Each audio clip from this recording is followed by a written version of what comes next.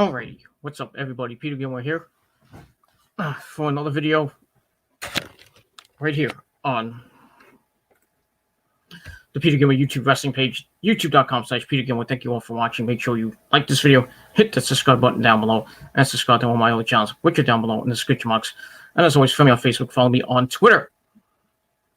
And that's pretty much all I got to say about that. All right, on this late Wednesday night, May the 27th, 2020, or if you're watching from somewhere else, it's now May the 28th, 2020. It is time for your late night AEW Dynamite review for May the 27th, 2020 from Daly's Place in Jacksonville, Florida.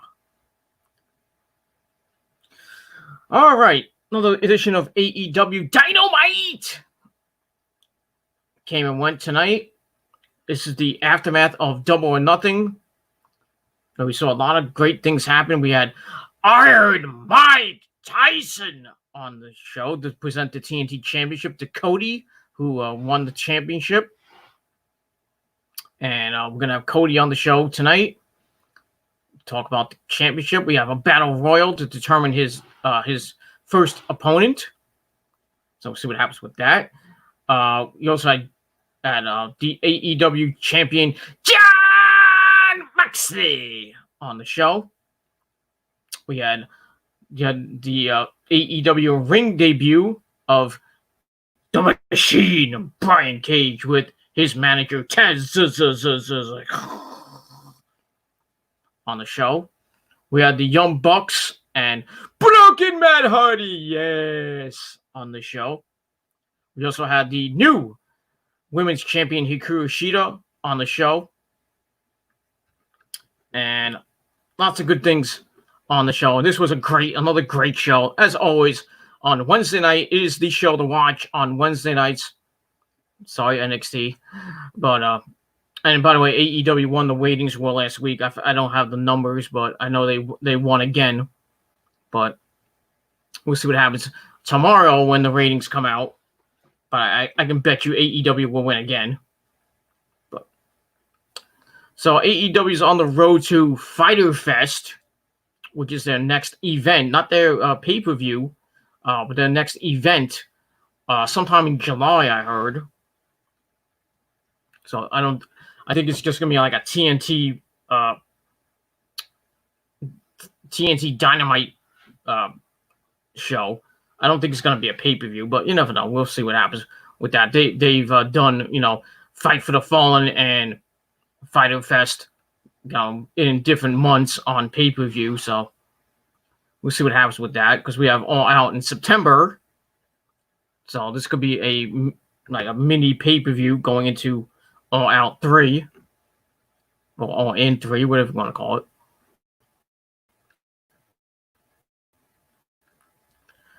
But we shall see what happens with that. And we already got one match for Fyter Fest. And it's the World Heavyweight title match between Jon Moxley and Brian Cage. And I'll get to that in a little bit. But come on in, join the chat. We'll have a little bit of a discussion and talk about some AEW. Talk about a couple other things. And that's all I got to say about that. So let's start the review. Let's not waste any more time. And that's that. All right, so we start the show off with a Double or Nothing recap and everything that transpired, like I mentioned before, with Cody winning the TNT Championship, Moxley retaining the AEW World Title, the Best Friends becoming the #1 contenders to the AEW Tag Team Championship. So we'll see what happens when that match happens. We got Hikaru Shida becoming the Women's Champion over Nyla Rose in that brutal no disqualification, no count-out match. And we had the Elite and Matt Hardy win the Standing Stampede match over the Inner Circle. And we have that. We also have on tonight's show, we have the Inner Circle pep rally. So we'll see what happens from that. So we start the show off with the Inner Circle in the back. Jake Hager, Chris Jericho, Santana Ortiz, and Sammy Guevara. They're in the back next to a truck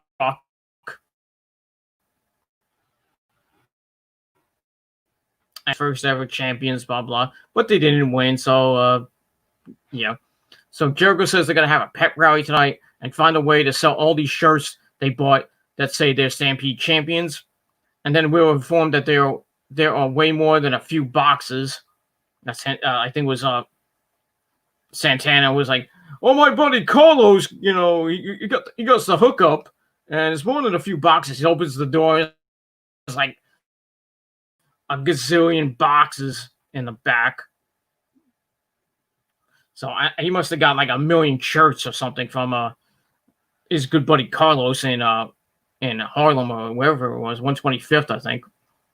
So it just sucks that you had to get that, but it is what it is. So I gave the first segment 2.5 out of 5 stars, and we're off and running on Dynamite. And that's pretty much it for that. All right, then JR Excalibur and Tony Schiavone bring up the pep rally later on in the night. As well, Tony's going to interview the new TNT champion Cody Rhodes, and we'll see who his first title defense is in a battle royale. We'll also see Kip Sabian and Jimmy Havoc taking on SCU, Scorpio Sky and Kazarian, to see who gets a title shot next week against Adam Page and Kenny Omega. We got Brian Cage debuting, and like I said, Hikaru Shida will be in action. But first, we're going to get to some 6-man action as Matt Hardy and the Young Bucks take on Joey Janela and Private Party. So we get that. Then we get a early in the day promo from Matt and the Bucks. And then we see Kenny and Page, the Elite. Matt tries to cut a promo, but Kenny, Adam Page, like, I'm going to go drink. I'm going to go back to the hotel. And Kenny's like, yeah, I'll join you. I'll be right there. So they leave. And Matt tries to finish what he says. And he's like, I will team with the Bucks of Youth for the first time. And then I think it was Matt Jackson's like, well, which version are we going to get this time? So Matt leaves, comes back as Matt Hardy V1. And then Nick and Matt like, nah. And then he leaves again. He comes back as Cruiserweight Champion Matt Hardy, like the too extreme Matt Hardy. And he's like, do you want to be spot monkeys? And they're like, yeah, we're going to be spot monkeys tonight. Yeah. So that was kind of funny. So I gave that 3 out of 5 stars. That was funny. Now we get to the match. Our first match of the night, the Bucks and Matt Hardy taking on Private Party and Joey Janela. And we also had the crowd at ringside as well, and in the stands. So this match is pretty fun. It starts off with Marquis and Matt Jackson of the Bucks to start, and Fast and Furious to start. And Matt gets the advantage, tags in Nick, dies off with a crossbody. And we get a tag. Joey Janela comes in and starts beating up the Bucks. But the Bucks take him down, tagging broken Matt Hardy. Cruiserweight Matt Hardy, who is a close on the corner. And they're going completely nuts. Nick comes in, hits Poetry in Motion. And then we see Marquis saying Nick over the top rope. Joey hits the ropes and hits a suicide dive and then a Death Valley driver on the floor. Ow. Rosaman comes from a near fall. Tags in Isaiah Cassidy, comes in and grabs the head of Nick, knocks it, and drops an elbow. So they're working on Nick for a little bit. Nick he reverses an abdominal stretch, hits some right hands. And then Isaiah Cassidy hits an elbow, and then a kick, and then whips him to the ropes, roll over, and bounce back into a silly string attempt. But Nick is too quick. Kicks everyone everywhere, goes for a moonsault on Joey Janela, but Joey moves. Nick goes for a kick with Joey ducks, and the Butcher and the Blade take the hit because they were at ringside. And we'll talk about the Butcher and Blade in a little bit. Matt flies over the barricade to attack both the Butcher and the Blade.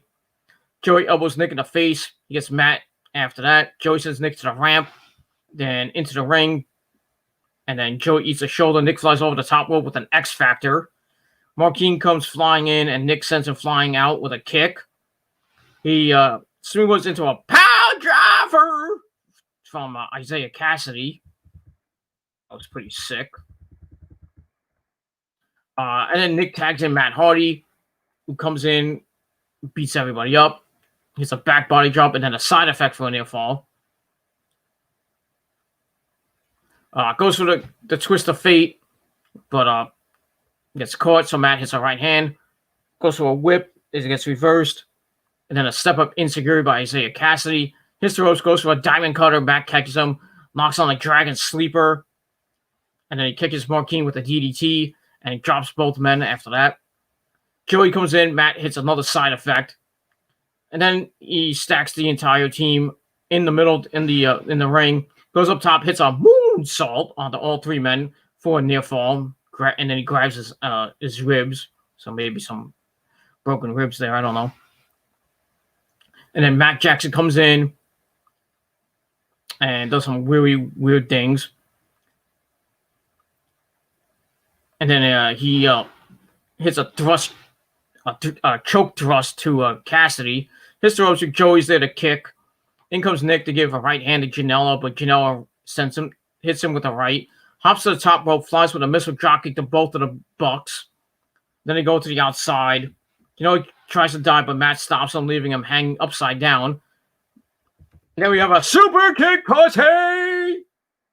They hit the super kick on the Joey Janela in the ropes.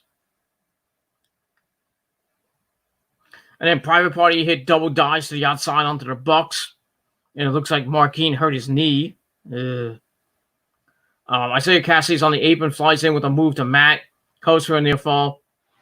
Then he puts Matt on the top rope. And he goes to attack when Matt is in the ring. And Cassidy hits a super kick to one of the Bucks. And Matt's on the second rope. He drops an elbow as Isaiah Cassidy's in the fireman's position on Nick's shoulders. We get a Finley roll. Nick flies off the top with a senton. And then Matt covers for a 1, 2, 3. So the Bucks of Youth and Matt Hardy pick up the victory. Match was pretty decent. I gave it 3.25 out of 5 stars. Pretty solid match. And we get that. Afterwards, Matt leaves the ring to help Marquine to the back with Rick Knox, which left the Bucks in the ring to celebrate. But in come the Butcher and the Blade to attack. They start beating down Nick and Matt. And then we see an old beat-up truck arrive to the arena, just like how Cody came in when he was fighting Lance Archer. And out comes the Revival! F the Revival! Or FTR. Cash Wilder and I think Scott Dawson. I don't know if it was Scott Dawson. I forgot his other guy's name. Or Dean Dawson or whatever, something like that. They appear and they enter the ring.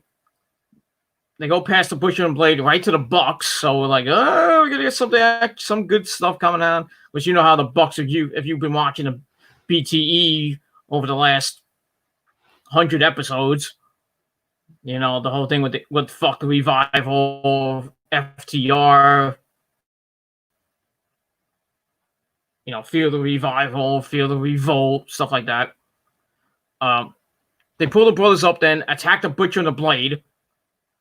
Then they attack, all of them attack Butcher and the Blade, whip one into some right hands, then they remove their shirts. Blade gets grabbed, then they hit the Shatter Machine. They hit a stuffed pile driver. Butcher comes in for some revenge, gets super kicked by the Bucks, then right into the Shatter Machine from the Revival. And that was that. So the Revival are now in AEW. Well, the Revolt are in AEW. Now the tag team division is just awesome right now. And I thought they were going to go after the Bucks, and then we're going to see, maybe the Bucks and the Revolt or the Revival at Fyter Fest to set up their match for maybe Fyter Fest. But it looks like, the Revival are going to be faces now. So we'll see what happens with that. But it didn't feel like a debut. I mean, it wasn't. I mean, it was shocking, but not shocking. Like the commentaries, like they were like, "What are they doing here? Why are they going after the Bucks? What are they doing here?" Nothing like that.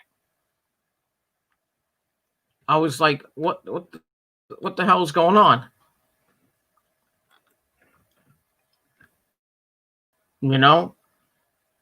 I didn't know what was going on. I was like, no, it was like no hype. It was shocking because we didn't know when the revolt were going to come in. I thought they were going to be at Double or Nothing, but that didn't happen. So, what they made their debut, and it was an okay debut. It wasn't a great pay-per-view. It wouldn't have been really good with fans. I mean, real fans, not the fake fans that the guys in the back, the mid-level talent like Billy Gunn and his son, and Pineapple, that the jerk off Pineapple Pete, and Shawn Spears and MJF in the crowd, and Serpentico and all those other nobodies that get put on Dark. It would have been nice with some real fans because it would have went over. Like, I mean, the ovation it would have got would have been epic. But it is what it is. This fucking virus kills everything. And that's all I got to say about that. And that's that. So the Revival and the Bucks, they meet for the first time, for the last time. But we'll see what happens with those two teams. And we'll probably get the Bucks against Butcher and the Blade next week on Dynamite. Or maybe the Revival will have their first match on AEW Dynamite. We'll see what happens. Or maybe we'll hear from the Revival next week. And that's that. So the Aftermath, I gave 3.5 out of 5 stars. The match itself, I gave 3.25 out of 5 stars. And that's that. All right, there we see the AEW World Heavyweight Champion, Jon Moxley, make his way to the ring. Well, not to the ring. He goes to commentary. And he goes on commentary. Extra Mule says he feels terrible after the war he went through with Brody Lee. Calls Lee the toughest fight that he's ever had. I beg to differ with that, but it is what it is. Brings up Brian Cage and has himself a title shot. It's not what he expected, but he's gonna roll with the punches, and he's gonna see what Brian Cage is all about. So we get to match number 2. Brian Cage versus Lee Johnson. 1 minute suckfest. Thanks for coming, Lee Johnson, as Brian Cage comes to the ring with Taz. Red Hook, brother. Beats the living bejesus out of this Hammernager. Throws him around like a rag doll. Hits a sick German suplex. Hits a flip-up power bomb. And then a buckle bomb. Then he grabs him by the head. Picks him up. And that's pretty much all there is for Mr. Lee Johnson. And he was 20-something years old. And fucking bugging here. And that's all I got to say about that. So, match was all right. I gave it 2.25 out of 5 stars. So, Brian Cage picks up his, I guess his first TV win. And we'll see what happens with him as they go to Fyter Fest later on this summer, probably in July. But we'll see what happens with that. Afterwards, Taz gets on the mic. He says he respects Moxley, how he paid his dues, the grind and grind and grind, how he grinds and grinds and grinds and grinds and grinds. He says Moxley's the top guy, the champion, but he'll be dealing with something different now, a machine. He wants John to bring the grit and the heart because Big Boy is going to put his hand through John's chest and tear his heart out. Taz wants him to understand something. This is Brian Cage, the machine. Beat him if you can. Survive if he lets you. That would have been better if he said, beat me if you can, survive if I let you, like he said in ECW many years ago. But, he did the same thing when he was Samoa Joe's mentor, or when both of them were in the I believe before Taz went to the Aces and Eights. I think when Joe came back, and then Taz was his mentor and stuff in TNA. But that's that. So I gave the Aftermath 2.5 out of 5 stars. Match was so I gave it 2.25. Typical squash match. And that's all I got to say about that. Like I said, come in the chat if you like, and we'll talk some AEW. We'll talk a little bit of what happened today with that unfortunate incident with George Floyd in Minneapolis. That whole thing when Minneapolis had protest, and just sad what happened to George Floyd. You know, he didn't have to die, and these fucking cops had to kill him. Fuck the cops, man. Fuck the police. That's all I got to say about that. And that's all I got to say. So if you want to talk about that, or you want to talk anything about AEW, if you want to talk a little bit of NXT, we'll talk and have a nice little conversation. Oh, before I continue on, I meant to do the live Q&A last night, but I fell asleep because I had a early morning shift today, so I couldn't do the Q&A. So we're gonna hold it back. I'm gonna try to do it next Tuesday, probably around 9-10 o'clock. So if you have any questions, put it down below in the comment section of this video, or hit me up via Facebook and Twitter. My Twitter link is down below in the comment section in the description box. So any questions you might have, hit me up with a DM on Twitter, or leave a comment on this video or any one of my videos this week, and we'll get to the live Q&A next Tuesday, or this coming Tuesday, probably around 9-10 o'clock, because I have a late shift on Wednesday, so I can do the Q&A, and I won't have to, make it short and sweet. Fucking bugs from outside. Fuck. That's that.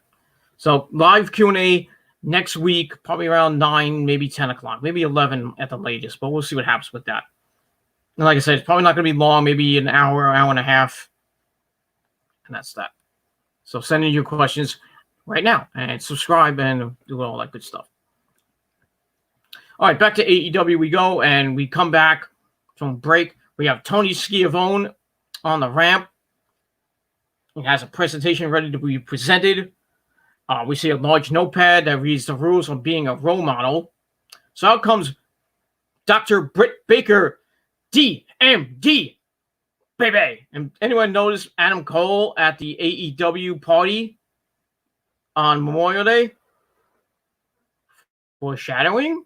Now, a lot of people saying that, AEW's got Adam Cole. Adam Cole's going to AEW. I wish.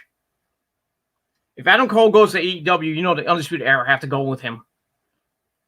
Because if he goes there by himself, the Undisputed Era are going to get destroyed. The Undisputed Era is over. But, his contract ends in August, but I think he's going to renew. And he's probably going to be on the main roster by next year.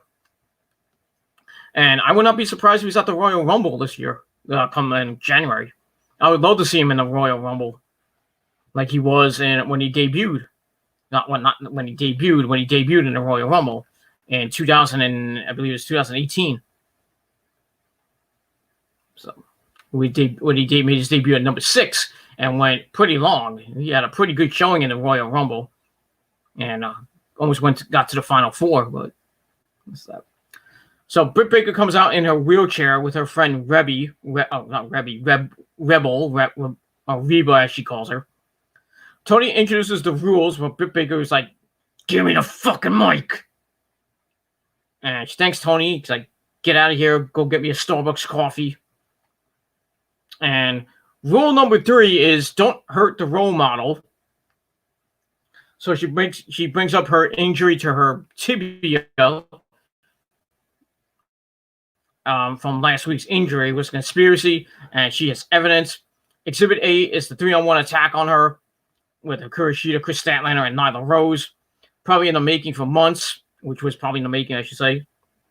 She's close personal friends with the top TNT execs, and without her, there is no women's division. So then she tells Reba to flip the page.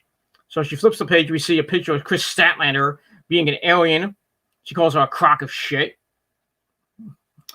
And she turns the page. Next up is Hikaru Shida, who she calls a fraudulent champion and carries a weapon in her kendo stick. By the way, subscribe to Hikaru Shida on YouTube. Same. Next page is Nyla Rose, who has come off the top rope hundreds of times, so she surely could have gotten away from her leg. She calls her a conspirator. Then she calls for the board. Rebel grabs the cork board, complete with red yarn connecting all the conspirators.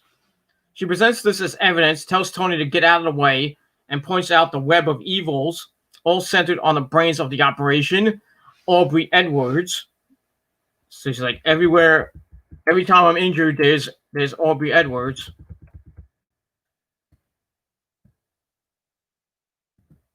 And just so happens to be there every time she's injured. She's putting everyone on notice right now, and she will be back at All Out. So that should be interesting. Maybe she'll get a title shot at All Out, maybe win the belt from Hikaru Shida or Chris Statlander. Who knows? She turns to expose the back of her wheelchair that reads Roll Model, not R-O-L-E, R-O-L-L model. And then she leads through the tunnel. So it was a pretty good promo from Britt Baker. She's pissed because she's injured and she'll be out for a couple more months. She'll be out June, July, and August. So she's out 3 months, which sucks for the women's division. But I think it'll be okay with Hikaru Shida and Nyla and Brandy and all those other people in the division. I think it'll be all right with Penelope Ford and Chris Statlander, and it should be okay. We'll see what happens with that. So, like I said, pretty good segment. I gave it 2.5 out of 5 stars, and we'll see what happens with that as we move on. We'll probably see more of Britt Baker in the coming weeks. She'll probably still be in a wheelchair until she finally gets better. But she has her bestie, Adam Cole, baby, by her side, because now now they're living together in Florida, so in Panama City Beach, Florida. So we get that. Oh, we get that. All right, then we find out that in August we're gonna get the AEW action figures, which look pretty damn cool. I want to get Moxley. I want to get the Bucks. I want to get Kenny. I want to get Adam Page.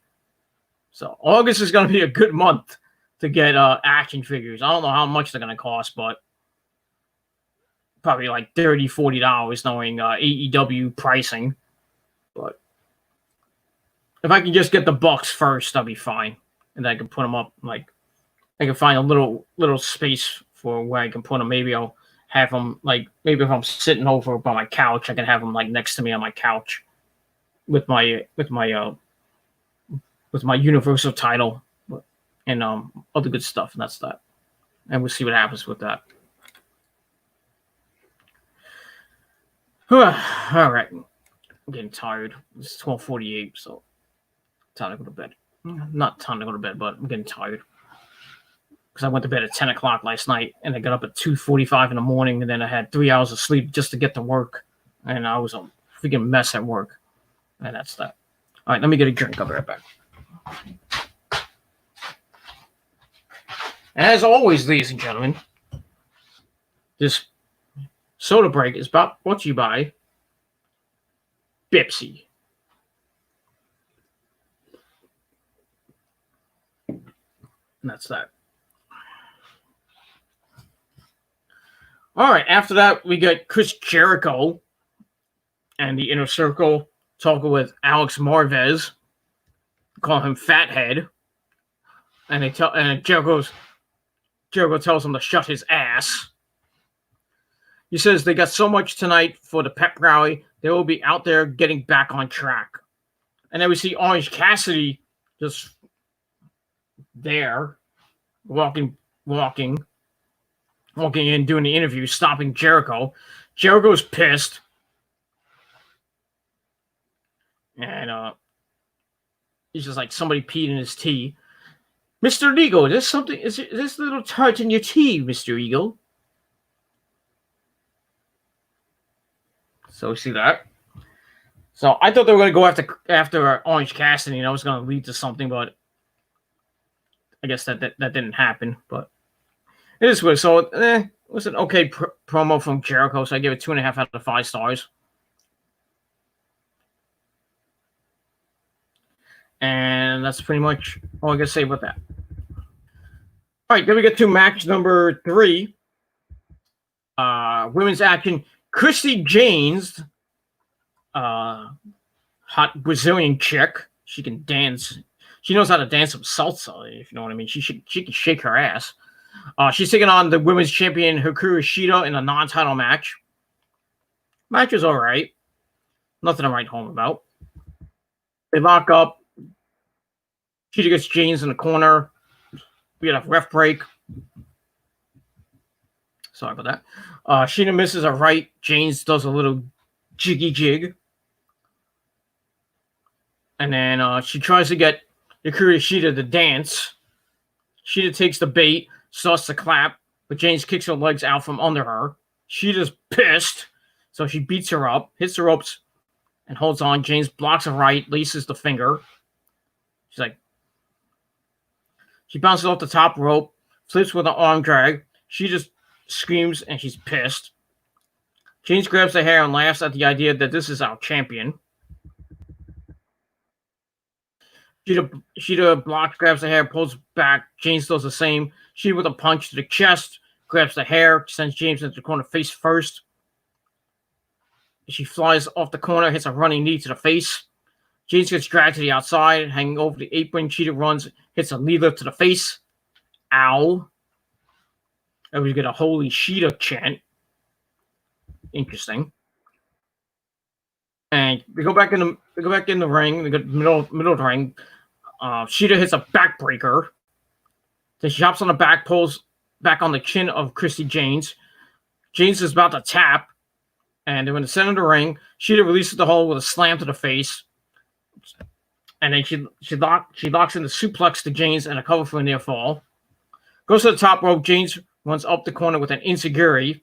She moves her wrist tape or wrist cover, heads up to the top rope. She dives with a sunset flip. She rolls through and then a side kick for a very near fall. She hits the ropes and hits a springboard. She goes for a springboard moonsault, but Shida moved. She sizes Jane up, hits her right hand, and goes off the ropes. Shida with a knee to the back of the head. Then she grabs Christy Janes, picks her up, Falcon Arrow, 1, 2, 3. Hikaru Shida picks up the victory. Match is all right. I gave it 2.25 out of 5 stars. And Hikaru is still on a roll. I think she's won her last 12 or 14 or 15 matches. She's on a roll, ladies and gentlemen. And that's why she's the champion right now. And she'll probably be holding it for a little while. Probably until Chris Statlander comes around and probably takes it from her. But we'll see what happens with that. So, match is pretty good. Gave it 2.5 out of 5 stars, and that's that. All right. After the break, we get a recap of Double or Nothing, where Mike Tyson had some words and some things to say to Lance Archer and Jake Roberts. And at that, he ripped off his shirt. He actually learned how to rip off his shirt, but tonight he couldn't do it. And yeah, that's it. All right, after that, we got Cody, the TNT champion, still with that unfinished belt. It is what it is. Arn Anderson comes out. And he talks to Cody for a little bit. Then he heads to the back. So gives Cody a shine. And then we see QT Marshall with Brandy and a hot blonde that we saw at Double or Nothing. I don't know who she is, but it is what it is. So Cody gets in the ring with Tony Schiavone, telling him it was a big moment and on pay-per-view as well. That. So Cody has a question for Tony. He asked him why why Tom Brady is his favorite quarterback. It's not because he's well liked in Boston. He's surely not welcome back in Connecticut. Kind of a jab to WWE. He says it's simple. Brady was not first pick. In his head, the parallel is that when Tony Khan thinks of AEW as a merit-based company, naturally he'll recruit the best wrestlers in the whole world. Cody wasn't the first call or the second or the third, but it doesn't bother him, and a title in his hand certainly won't let him. He is the first champion of America's greatest network, TNT. And says if we think this is nepotism or favoritism, think again. It's a story of a 21-year-old kid who wasn't ready, took his bumps, paid his dues, and grew up right in front of him. He is not the Simba in this tale. Dustin got all the dusty. Okay. He got something better, though. He's got this mean old mom at home who has a broken ankle at home. Sorry for his mom. Probably standing up on it, and she taught him everything about grit. What is it with grit? I mean, Edge has grit. Cody now has grit. Moxley has grit. Everybody's eating grits. I don't know. It's in Jacksonville, so who knows? He says you can have all the talent in the world and shove it up your ass. He says it will outwork, outdog, and outshine you. If you're critical of him, bell to bell, then judge him on what he does next. He says he will cut a schedule like no wrestler before. He will stand out here every week and issue an open challenge. So that's nice. He's going to be a fighting champion at least.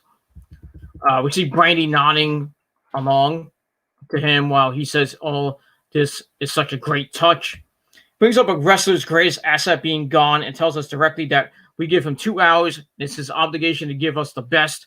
Follow him because this is where the fun begins. So a pretty good promo from Cody. As always, he cuts pretty damn good promos. Spirited, heartfelt promos. And we're going to see Cody in action just about every week. I know it's going to kind of get redundant, but he's going to be a fighting champion. And we'll see who's his first opponent going to be for the TNT Championship later on in the Battle Royal. And that's pretty much all I can say about that. So a good promo from Cody. I gave it 3.25 out of 5 stars. And that's pretty much it. All right, then we get to match number 4. Jimmy Havoc and Kip Sabian taking on Scorpio Sky and Kazarian of SCU. Before the bell, Jimmy and Kip attack, sending Scorpio out. They double team Kaz. And then Sky pulls Jimmy out, and we get the official bell to start the match. We got Kazarian and Kip Sabian to start. Kaz tags in Scorpio Sky, and they double elbow Kip down hard. Sky grabs the head, locks up behind, hits a backbreaker to Kip for a near fall. Tags in Kaz, hits a leg lariat for a near fall. Kip comes back with a jawbreaker. Tags in Jimmy Havoc, comes in, gets arm dragged. Scorpio Sky comes in, drops Jimmy for a near fall. Back into Kaz with some textbook tag team wrestling 101 with quick tags. Drops an axe handle on the wrist. Works the left wrist as Jimmy backs him against the ropes. Ref has to push him back. Kaz holds on the whip. Sky with a kick off the apron. And then Kaz with a German suplex for a near fall. And then they go to work on Jimmy Havoc. And they go in the corner. Jimmy versus a whip. Goes for a splash. Kaz moved. And then a right hand to Kip. Roller from Kaz for a near fall. Jimmy mounts and punches Frankie a few times before tagging in Kip. So they go to work on Kazarian for a while. Jimmy fishhook the face and drops an elbow to the top of the head. They're beating up on Kaz for a while as we go to break. Come back. And just a lot of action. Thanks, JR. Kip and Kaz are in the ring until Jimmy gets tagged in. Snapmare from Jimmy. Kick to the back. They're still working on on Kazarian. Kaz with a shoulder from the apron rolls over and tags in Scorpio Sky with a hot tag. He comes in with a house of fire, close on to both men. He misses one but gets a belly to belly on Kip. Jimmy misses a right. Scorpio with a drop kick, grabs Kip as Jimmy flies to the outside. Scorpio Sky with a running knee to face, ends up on the apron, spins with a bounce and hits a diamond cutter into a dragon sleeper. Jimmy's there to stop the hold and heads to the apron. Jimmy comes in, Scorpio Sky with a chop. Goes to whip in the corner. It's reversed, but Jimmy eats a boot. And then Jimmy hits a high uppercut to Scorpio Sky, then a Death Valley driver. Then we see Kip Sabian on the top rope, gets tagged, and then a foot stomp to Sky for a near fall. Jimmy Havoc comes back in. Kip tries to drop kick to Kaz, but Kaz hits a leg drop. Tags in Scorpio Sky, sends Kaz into a tornado DDT for a near fall.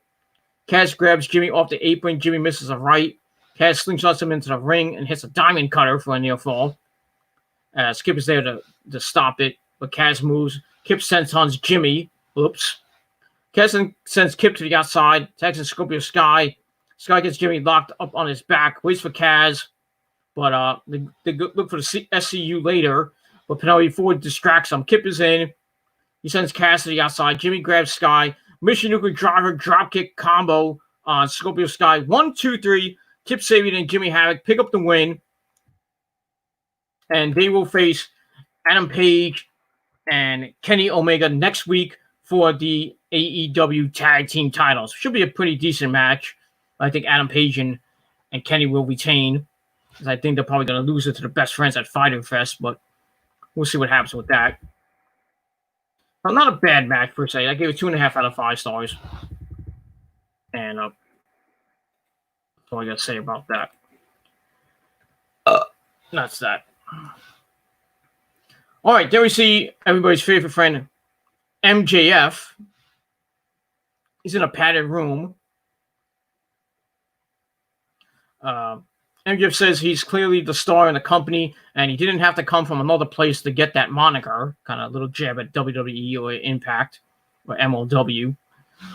He's starting to think that maybe someone in the AEW office doesn't like him too much. So when he heard that this certain someone was having a battle royal, he figured why not make sure that this certain someone gets good competition. He says Wardlow will be there as his insurance policy, and when they are the final two, War Dog knows what to do. Wardlow's like, what? He says, but nothing, screams MJF. Then he calls it a rib and says they're going to have fun out there.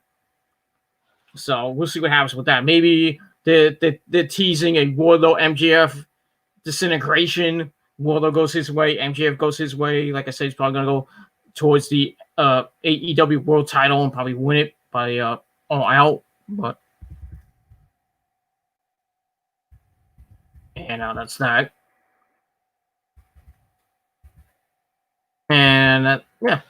So I gave that 2.5 out of 5 stars. So we'll see what happens with MJF and Wardlow in the Battle Royal.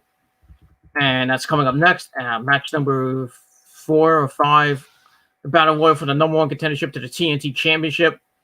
We had Orange Cassidy, MJF, Wardlow, Luchasaurus, Marco Stunt, Santana and Ortiz, Christopher Daniels, Colt Cabana, Peter Avalon, Billy Gunn in there. And that was that. Interesting part of the match, we see outside the ring, some dude hands a piece of paper to Colt Cabana. And it looked like it was from the Dark Order. So looks like Colt Cabana might be joining the Dark Order or not. And then we had that. Oh, we also had Brandon Cutler in this match too. Not that gives two shits. Wardlow and MJF worked together to beat down Christopher Daniels.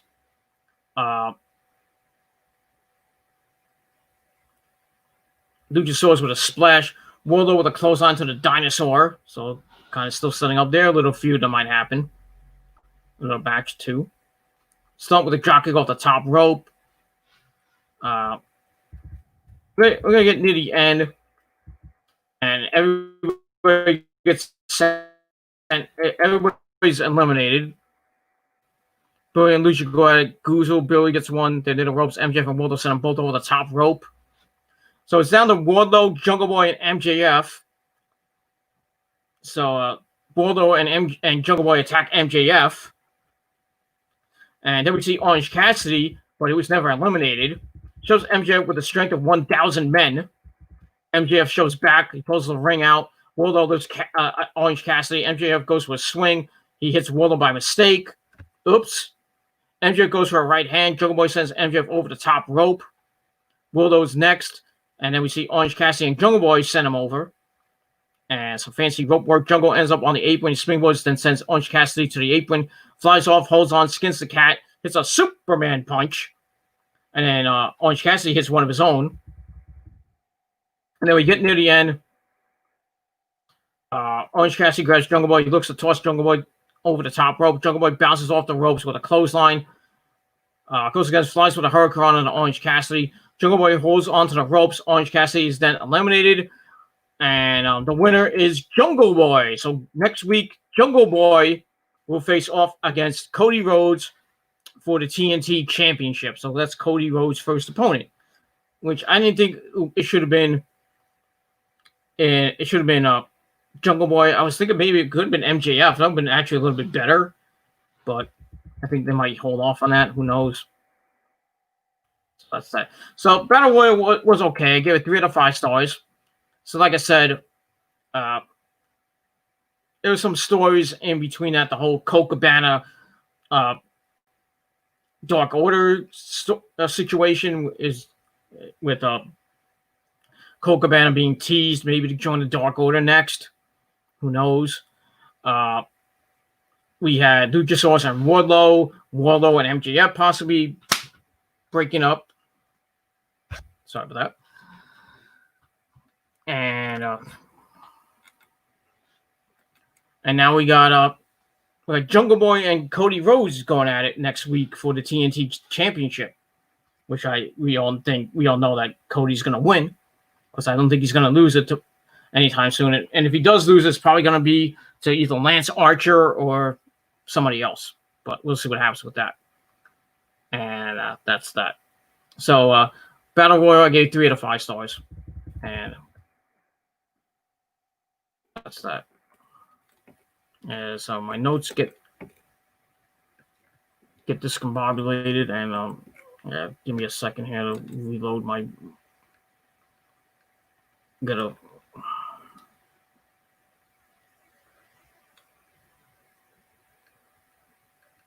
reload my notes. So while we take this time out, well, we don't have anybody in the chat so far, so it sucks. Where are you people? Are you sleeping? Should be on my channel. Watching. So look at that, and trying to get my notes back, but my computer's being a dick, as it always is, but it is what it is.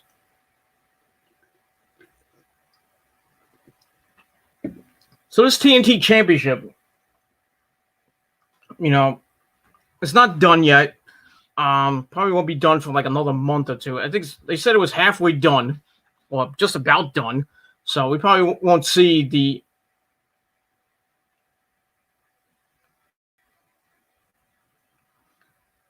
real thing till maybe Fyter Fest, or maybe sometime in the coming weeks on Dynamite.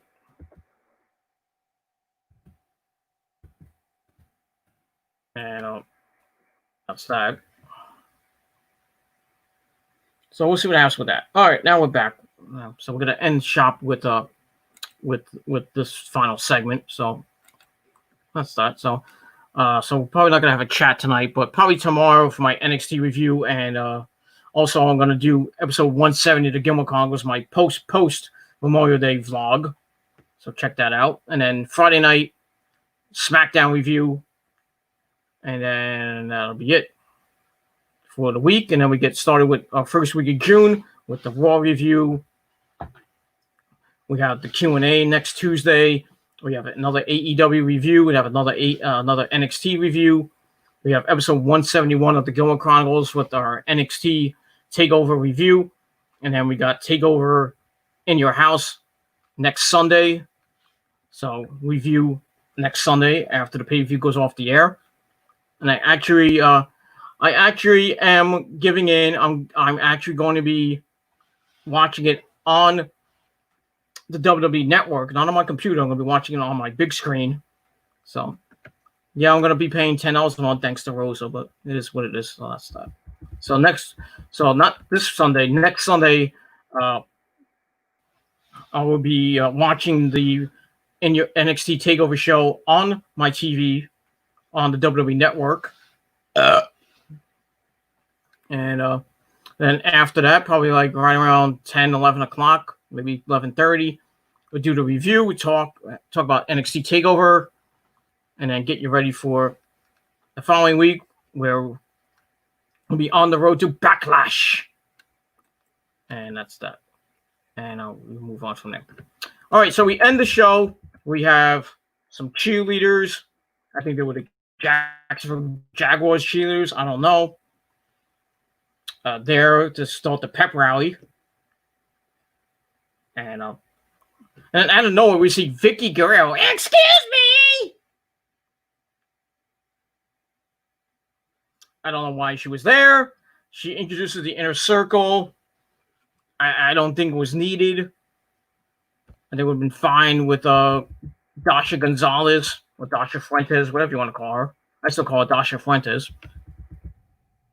But that, I don't think they needed the cheerleaders, but they were good to look at. Some of them were hot, but it is what it is.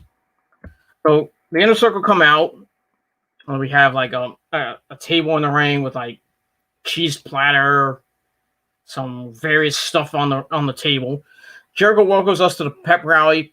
It's been rough for them, but they will band together, and like 5 sexy phoenixes, they will rise again, and the Inner Circle will get back to doing what they do best, kick ass. He says the pep rally isn't just for them, it's for us as well. That's why they got all the staff official merch. Where's my merch? I want some merch. Come on, Jericho. Send me some merch. You know, my boy and everything. Come on. I'm going to have to send him a tweet later on. It's like, where's my merch? So that's that. Jericho and company toss out the shirts that don't matter, but it is what it is. Sammy tells the crew to calm down as we see the crowd start to boo. I think that was piped in boos, but you know, some people were saying on Twitter that the crowd was piped in. I mean, it's an open air arena, so I doubt that it was piped in, but who knows? So Sammy tells everyone that they didn't win. Know what they did do though? They participated. So Sammy got everyone trophies. Jericho says king of dad jokes.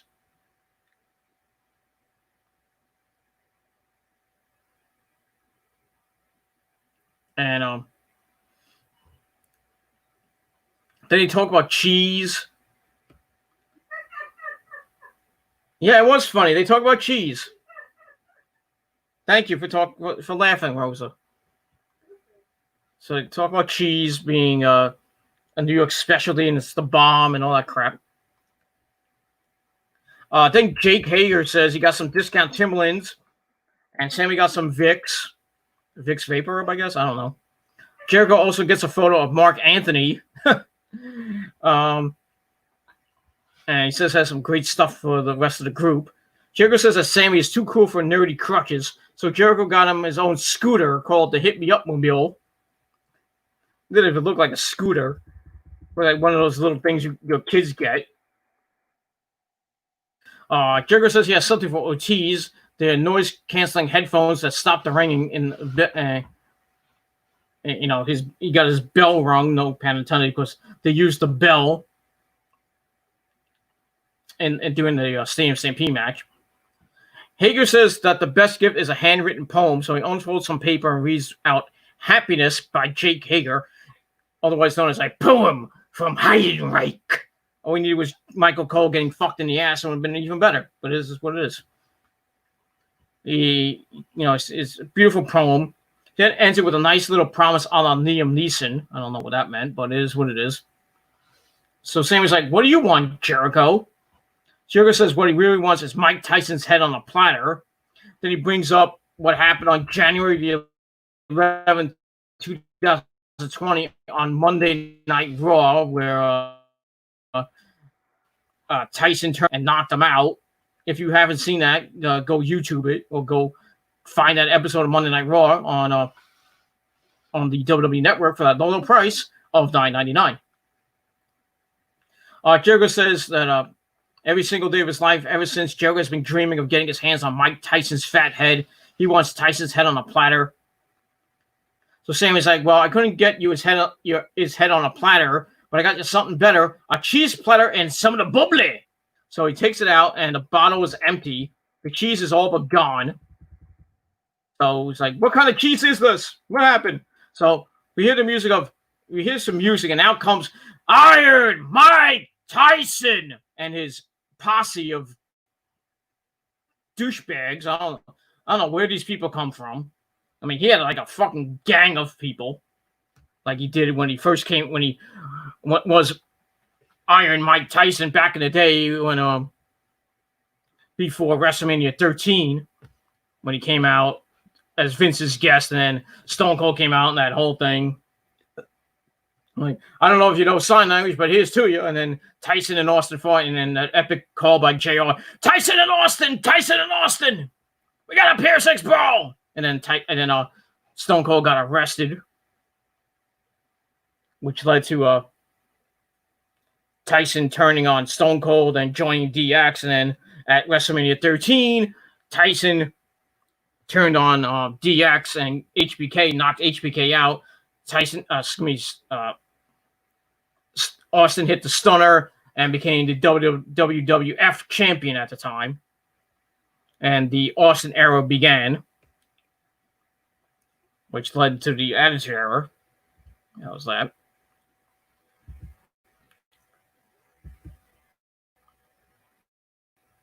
And it looks like they drank the bubbly.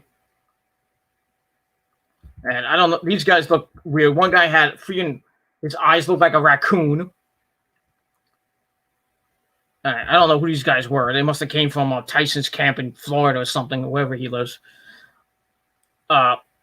Jericho tells Tyson to shut up. He says he's been dreaming of this moment for 10 years. Tyson turned on him and knocked him out.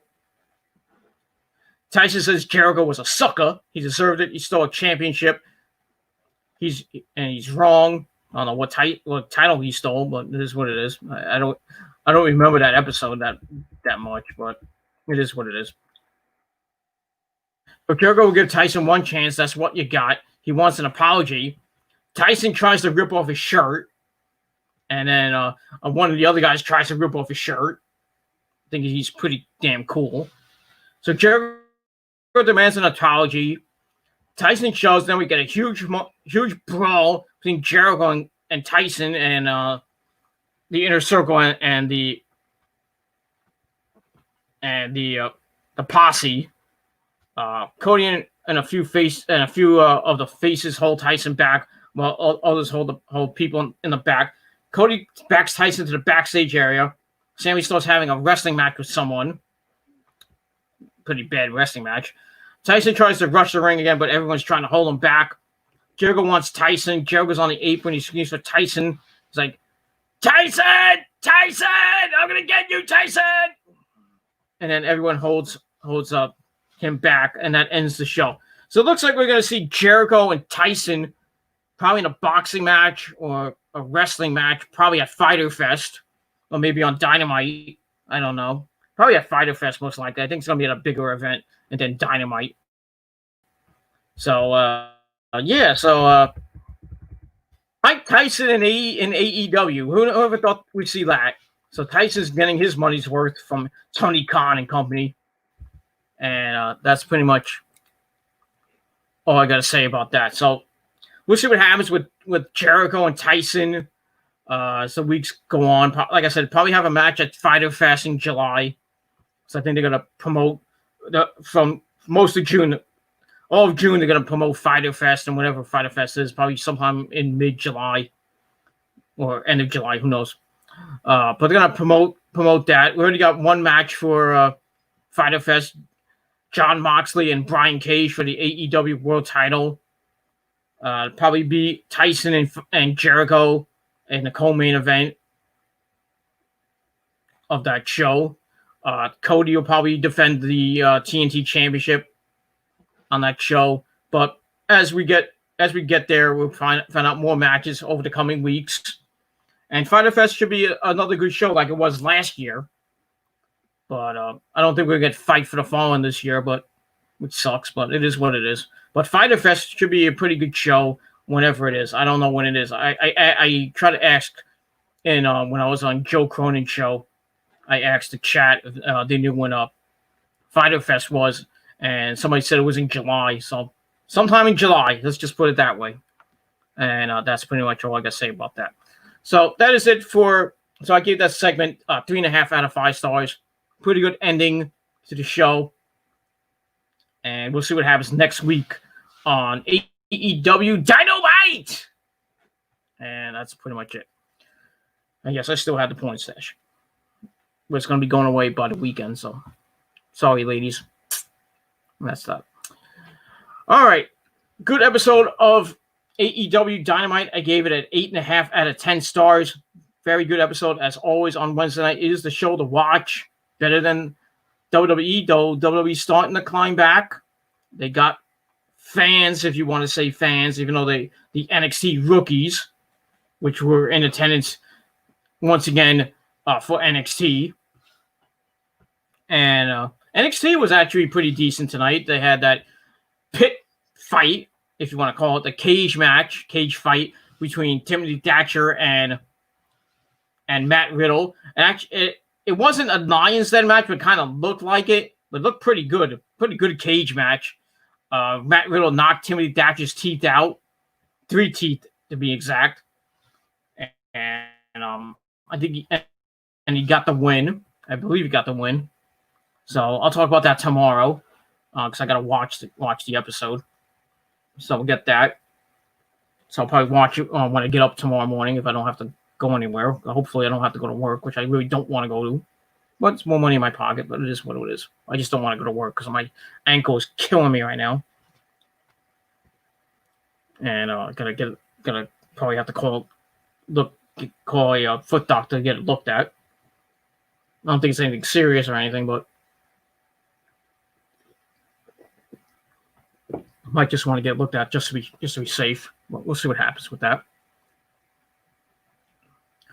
So hopefully I can get I can have it off tomorrow and then have off Friday and go for a couple hours on Saturday. Then I have 3.5 days off of work. Sunday I hope to be off, and then Monday and Tuesday, and then I go in Wednesday afternoon for a cup of coffee, and I come back home, and then I have to go in Thursday afternoon for a couple hours. Really light schedule next week, which is good. Not too long. Making the money you wish you had. And that's that. And that's pretty much all I got to say about that. So once again, 8.5 out of 10 stars for AEW Dynamite tonight. Pretty good show. We'll see what happens next week. On the show, we got Jungle Boy and Cody for the TNT Championship. We have Kenny Omega and Adam Page finally getting back together and defending the tag team belts against Jimmy Havoc and Kip Sabian with Penelope Ford at ringside. Should be a pretty decent match. And we'll see what else happens on Dynamite next week. And we'll see the ratings report tomorrow. I think AEW will win again. I don't know how much viewership they'll get. I would say probably around 600, maybe 700,000. Who knows? But we'll see what happens with that. So that is it. Thank you for watching. Leave your questions for my Q&A next Tuesday down below on this video, or hit me up via Twitter. My Twitter link is down below in the description box. So send me some questions. Send me up to 4 questions. And if not, you can send your questions in the live chat on Tuesday night.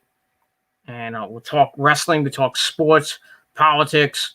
If you want to talk about the Rangers coming back, hockey coming back in July, with the 2014 format for the playoffs. So the regular season is done. So they're going to have a round robin for the top 4 seeds. They're going to play round robin to determine the seeds, and then they're going to have the second. I believe the second round of the tournament. The other teams in the playoffs are going to have a best of 5 series between each other, and the winners of those face off against the top 4 seeds, whoever they may be. The Rangers will be playing the Carolina Hurricanes. Don't know where they're going to play yet, but they're not going to be playing in the Garden, which sucks. Probably not going to be playing in Carolina. So I'm thinking they're going to be playing in Florida, or they might be playing in Dallas or Edmonton, or, well, if they're on the West Coast, they're probably going to be playing in Edmonton or Las Vegas, like where the Golden Knights play. But we'll see what happens. But hockey's coming back. Probably going to be ending sometime in late August. I think the Stanley Cup Finals are going to be sometime in August or early September. And then I'm going to have probably training camp after that. And then next season probably start either November or early December. So we're going to get abbreviated seasons for the next couple of years until this fucking virus ends. And we can get fans coming back in the stands. We can go to MSG and the Prudential Center and the Barclays Center or the Nassau Mausoleum for the Icelanders, because they're in the playoffs. Who cares about the Icelanders? Fuck them. We got that. Football should be coming back soon. Training camp should be opening soon. Basketball should be coming back soon as well. We don't know when. They're actually letting teams practice at their practice facilities. Same thing with hockey, which is great. And I think same thing with football. So that's pretty good. So sports is slowly coming back, which is awesome. Just baseball, we don't know what's going to happen with baseball right now. They're negotiating with money, and I don't know. Marcus Stroman said that it's not looking good for the season right now. So I don't know if baseball's going to happen in July or it's going to happen in August. They're going to have an abbreviated season and then the playoffs, but they're going to be in empty arenas, which suck. And that's that. I heard something about the mayor or the governor of Boston is opening up Fenway Park and the TD Bank Arena in Boston.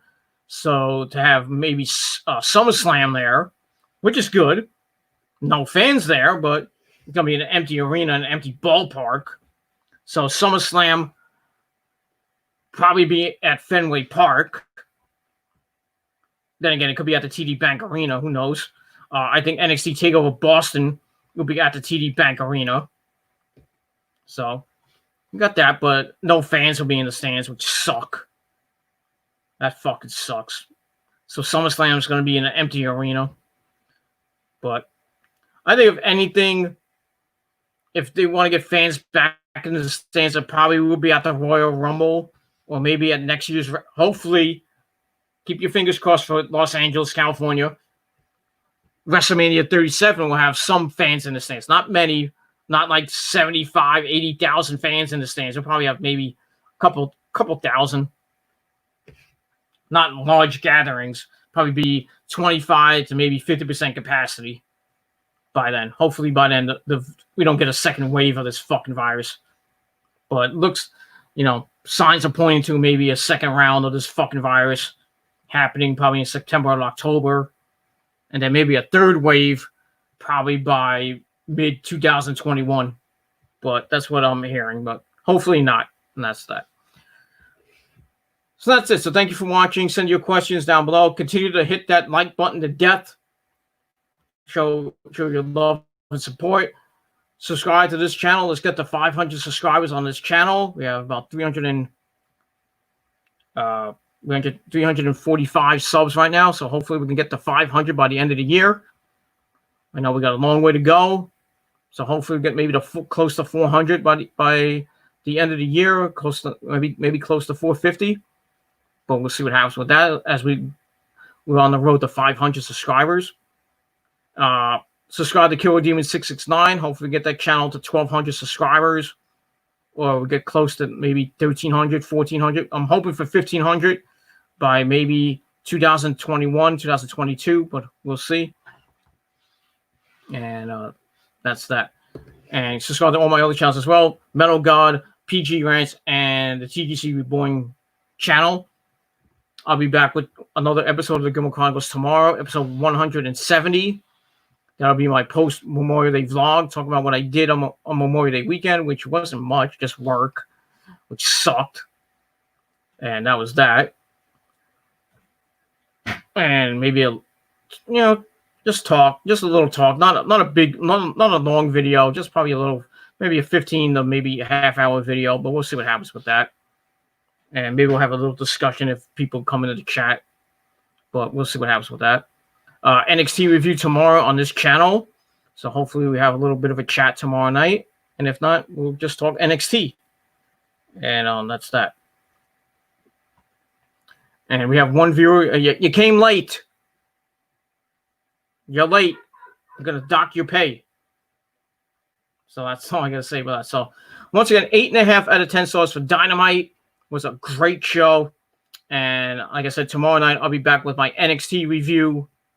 And we'll talk about the cage match between Timothy Thatcher and Matt Riddle. We'll talk about Io Shirai and Rhea Ripley teaming up against Charlotte Flair and Chelsea Green.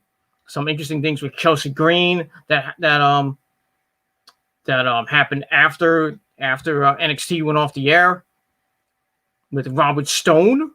Talk about that, and we'll talk about the ratings report if they're out by then. We'll see what happens, and some other things that happened on NXT, and we'll talk about Drake Maverick, Kushida, and Jake Atlas to see who faces Akira Tozawa for the Cruiserweight title at NXT TakeOver in Your House. We'll talk about that. We got some interesting things with William Regal and Adam Cole, baby. Ahead of Adam Cole's rematch with the Velveteen Dream. Some interesting happenings there. The secret location of the match. I don't know, maybe be in a cage. I don't know. We'll see what happens. We'll probably talk about that next week as NXT will have the go-home show for that. And that's pretty much all I got to say about that. So thank you for watching. Subscribe to my channels. Like the video. Share it with your friends on YouTube, Facebook, Twitter, Tumblr, Instagram, Google+, whatever you want to share my videos at. And tap that bell, turn on all my notifications so you never miss an upload. And that's all I got to say about that. So I'll be back tomorrow with a couple videos. And then Friday night, you got your SmackDown review heading into the weekend, the last weekend of May, as we get ready for June. And getting closer and closer to summer. So hopefully we have a good summer. And I'll be going on my vacation in a couple of weeks. So like I said, probably by the end of June, I'll be going, probably the week after Backlash, I'm going on vacation. So I'll be away for about a week. So no AEW review, no Raw review, no NXT review, no SmackDown review. I'll probably do a mini review on my Facebook and Twitter pages because I'll be watching them on demand probably the day after. So we'll get that, and we'll see. But maybe I don't know if I'll be watching them because I'll be with my grandson, so I'll be watching cartoons all day for the next 7 days. But we'll see what happens with that. Enjoying some Florida weather, some 80, 90 degree weather, and maybe go to the pool a couple of days. Maybe go to a couple of restaurants. Maybe go play some putt-putt. And that's that. So just have some nice R&R at the end of June, and then go back to probably have the week after. We got July 4th weekend. I'm going to have that weekend off. Well, most of the weekend off. I'm going to have the 3rd and 4th off. Maybe the 5th. Maybe the 6th. Who knows? maybe the 7th. Maybe I maybe get 4 or 5 days off, but who knows, depending on what my schedule will be after that. But we'll see. And then got the rest of July. Got my girlfriend's birthday in July, so we're gonna do that. But she'll be out of the state, which sucks. So I gotta wait till she comes back so we can celebrate. And then probably in August I'll go on a mini vacation to finish my vacation days at work. Hopefully go to Atlantic City if they open. I don't know if they're even open right now. Now some parts of Jersey opened, but I don't think the casinos are opened yet. Especially the ones I go to, but Tropicana and Caesars, or Bally's. And I want to go back to freaking Tropicana and go to Boogie Nights, my favorite nightclub in the whole wide world. Because I miss it. Rosa misses it more. But that's pretty much all I got to say about that. So thank you for watching. I'm Peter Gilmore signing off. Have a great rest of your Wednesday night if you're in the West Coast. Have a great rest of your Wednesday night. If you're in the East Coast, start going to bed. Or if you're staying up, get ready for bed. That's all I got to say about that. So enjoy your rest of your Wednesday. Have a great Thursday. I'll be back tomorrow on this channel and my TGC Reborn channel. So check it out. Tap that bell to get notified of when I go live, so you stay in the loop and you never have to miss an episode. And leave your questions for my Q&A in this video or my future videos coming up.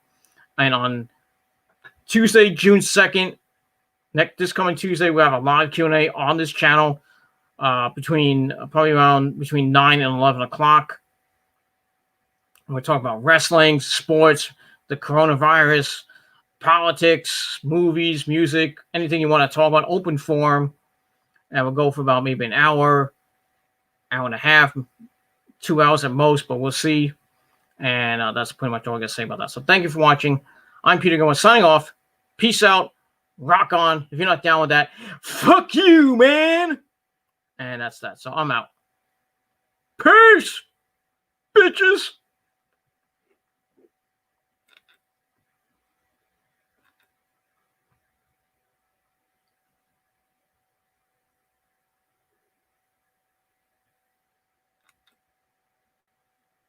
I forgot to turn it off.